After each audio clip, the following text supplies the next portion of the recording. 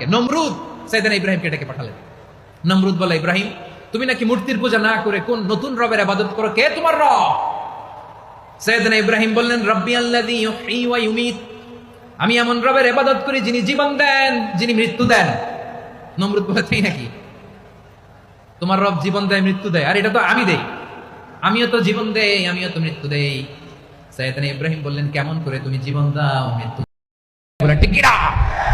চাইলেই পারেন হট্টারে জান্নাতে টুকরা বানাতে। 5 ওয়াক্ত সালাত, রমাদানের রোজা, নিজের চরিত্রের হেফাজত, ও আতাআত বালাহা, স্বামীর আনুগত্য, এটাতে অনেকে ভুল করে থাকে। হায় রে আমার বোনেরা, স্বামীর আনুগত্যকে এটা নিজের অপমান মনে করবেন না। আপনার স্বামী আপনার সবচেয়ে বড় গার্ডিয়ান, তিনি আপনার সবচেয়ে ভালো চায়।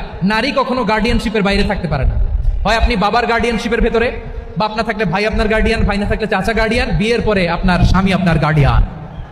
শরিয়া সম্মত স্বামীর আদেশগুলো আপনি মেনে চলবেন, কিন্তু শরিয়া বিরুদ্ধ কোনো আদেশ মানতে আপনি বাধ্য নয়। আওয়াজ করে বলুন সবাই, ঠিক কিনা? এই 4টা কাজ যদি কোনো নারী করে, বিষ্ণুই বলেন জান্নাতের 8টা দরজা খোলা, তোমার যেটা দিয়ে মনে চায় সেটা দিয়ে জান্নাতে তুমি এন্ট্রি নিতে পারবা। আমরা এখানে লালমনিরহাটের